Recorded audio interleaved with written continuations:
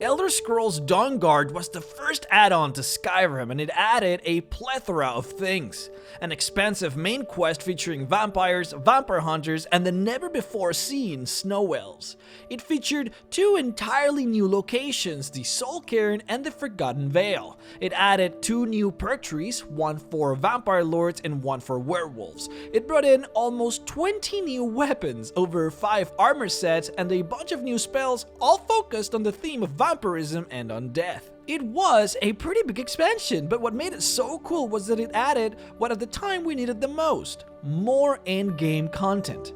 It is not a secret to anyone that Alduin wasn't too much of a last boss. He's really cool as a character, and the battle is pretty epic, but man, it was really easy. I suppose it is designed that way in case a player wants to just focus on the main quest from the beginning and not be completely annihilated at the end, which is fine, but it meant that as a level 60 character, you would basically school him every single time. Both bosses of Dawnguard scaled pretty high.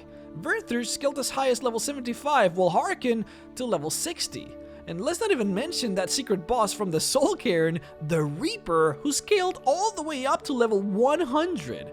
It was also Dawnguard that introduced the legendary dragon for characters above level 78, alongside the Dragonbone weapons and armor that surpassed even their Daedric counterparts, allowing us players to strive for something even greater than what was given to us before. All in all, Dawnguard was a huge boon to the game, adding a lot of new elements, areas, and quests. What I have done here today is grabbed 5 things that you probably didn't know about this expansion, things ranging from Easter eggs to mysterious unmarked locations to story details that you might have completely missed. Let's get started. Number 1.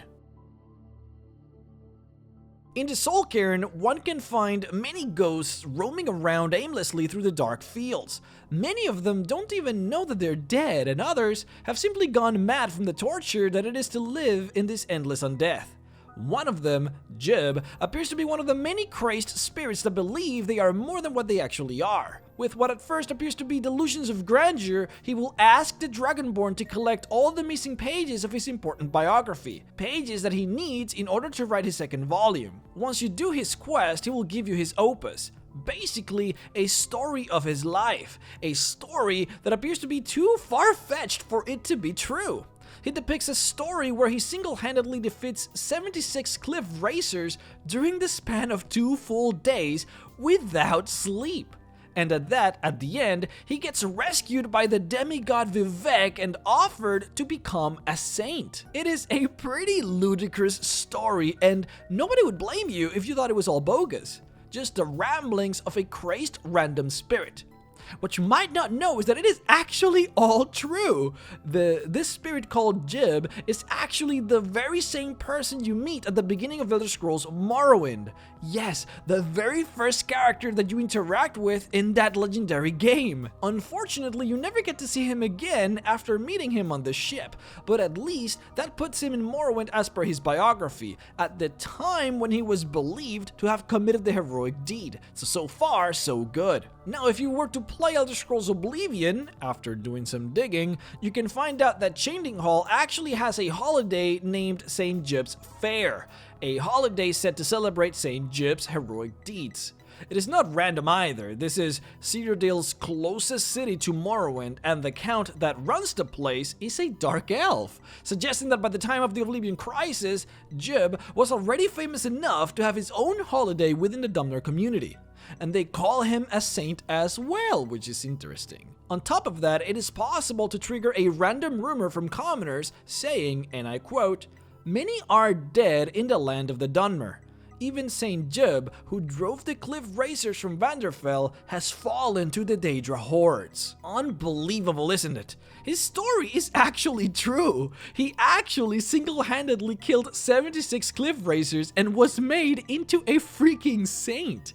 They even went out of their way to make a card just for him on the new expansion of Elder Scrolls Legends, released last week. Incredible! You might also not know that he was actually killed during the main quest of Elder Scrolls Oblivion. You never get to actually see him in the game, but he dies in Kavach directly before the player character makes it into the city to save it. It seems that one of the many Daedra that invaded the place soul trapped him and bound him forever into the Soul Cairn. Number 2. Enchanting is commonplace within the world of Elder Scrolls, but to enchant a weapon or armor, you have to utilize the soul of a living creature in order to imbue the object with extra strength. Typically, the soul of a non-sapient being is used, like that of a monster, insect, or wild animal. You can, however, instead use the soul of a humanoid in order to obtain greater power. The soul of a human, elf, orc, or any of the sort. Doing this will yield typically grander souls, which in turn would allow you to power your weapons or spells further than normal. It is considered very taboo, and in a lot of places just straight up illegal. In fact, this is the reason why necromancy is not allowed in the Mages Guild. Now, it happens to be legal in the College of Winterhold because they are independent. However, they forbid it from being used as a weapon and advised against using it altogether outside of the college. To use the soul of a humanoid, though, you need a very special kind of soul gem. You need a black soul gem. When you get soul trapped into a black soul gem, you're actually physically sentient inside of the gem, just waiting to be used, which is why it is considered taboo to do this to a person. And when you use a soul gem to obtain the magic therein, you're basically trading that soul with unknown entities outside of the Veil, in exchange for said magic. Those entities are what we call the Ideal Masters, and the place those Ideal Masters reside in is the Soul Cairn. The Ideal Masters are a complete mystery. Nobody knows anything about them, how they look, who they are, what are their names, where exactly are they. All we know is that they have an infinite hunger for souls and always trade those souls in exchange for power, which is what most necromancers end up doing. What you might not know is that an Ideal Master actually makes an appearance in Elder Scrolls Battlespire, which gives us a solid idea of what to actually look for.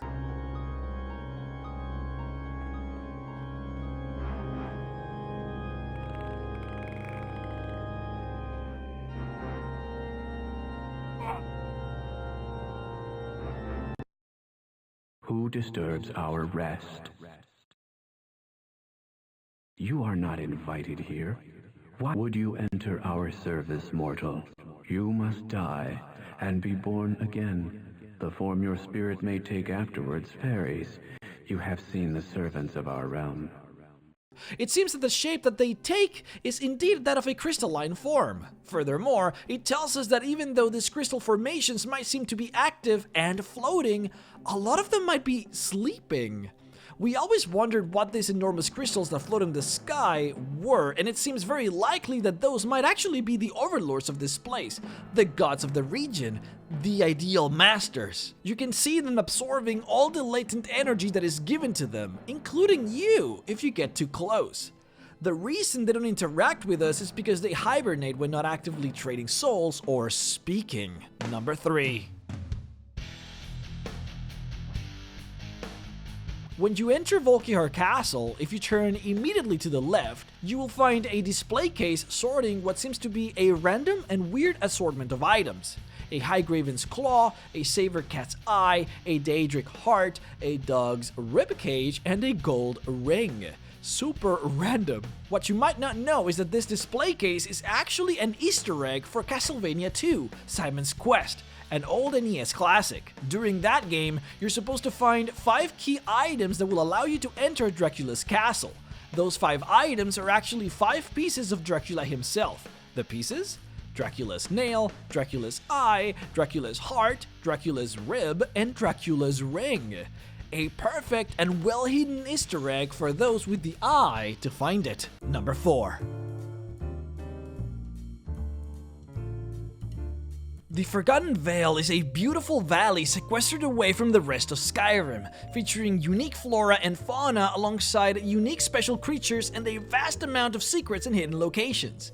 You might know that if you defeat the hidden and extremely powerful frost giants, you'll obtain gemstones called paragons, and that if you use these paragons in a hidden altar, you can be teleported into some unreachable locations in the valley that will yield rare and expensive rewards that include the unique Shield of Oriel.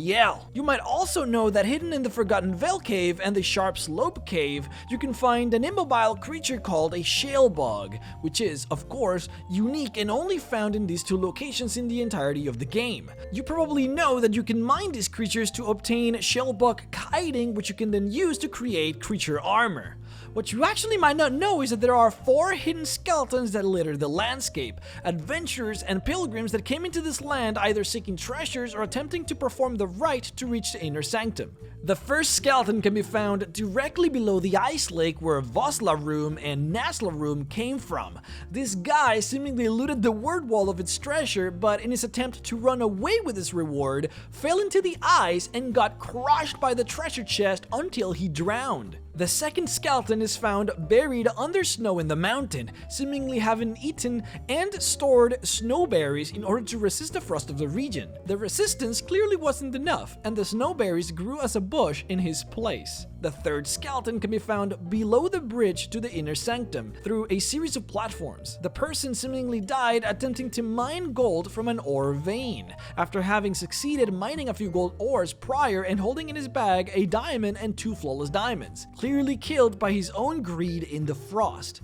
But now the fourth skeleton is the most interesting one, as it is the only one that seems like it died actually attempting to perform the pilgrimage instead of trying to fill his pockets. What many believe to have been some kind of elvish king. You can see the skeleton directly left of the inner sanctum, wearing what seems to be an expensive crown and holding an elvish sword, which is of course what leads us to believe that he was indeed one of the snow elves. Word of mouth and forum myths has spread the falsehood that this is indeed the mystical ancient Falmer crown, an item that people know to be in the code of the game, but with no way of actually obtaining. What you might not know is that the item actually does exist. There is indeed an item called the Ancient Falmer Crown that is supposed to be the headpiece of the Ancient Falmer set. However, the crown, like I said before, cannot be obtained by any means in the game. There is no quest to complete, nor an enemy to defeat in order to obtain this relic. The only way to obtain it is to cheat by using PC codes. It might actually surprise you to see what happens when you increase the size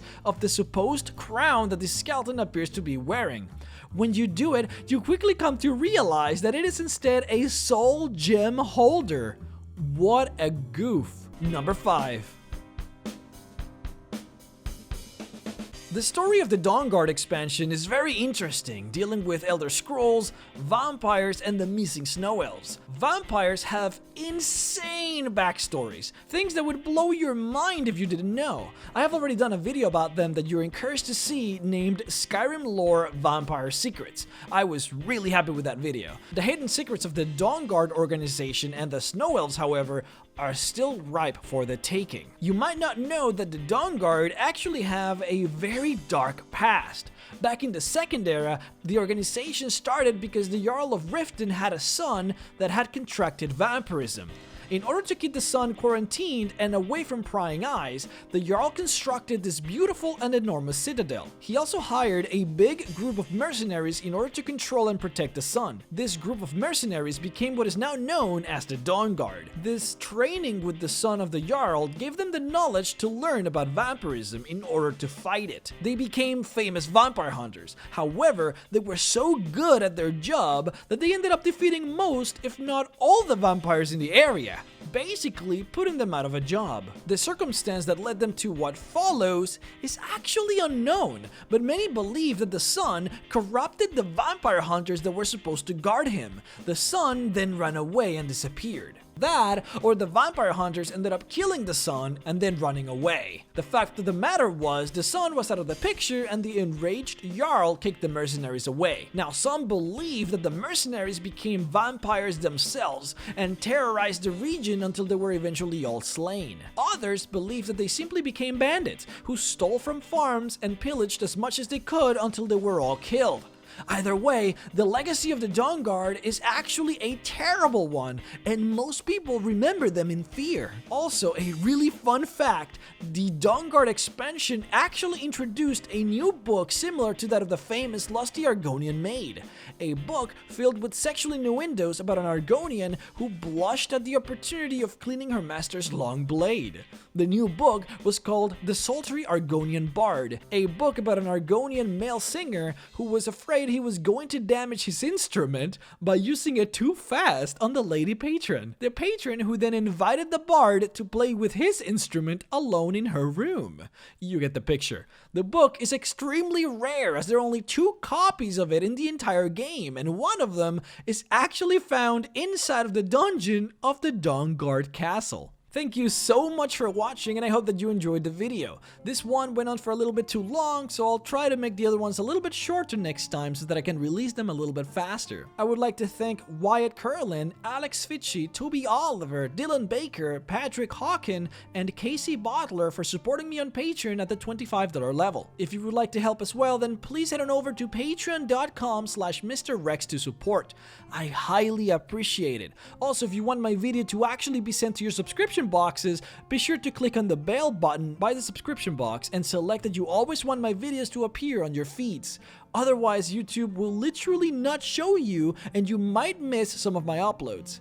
Once again, thank you so much for watching and have a great week.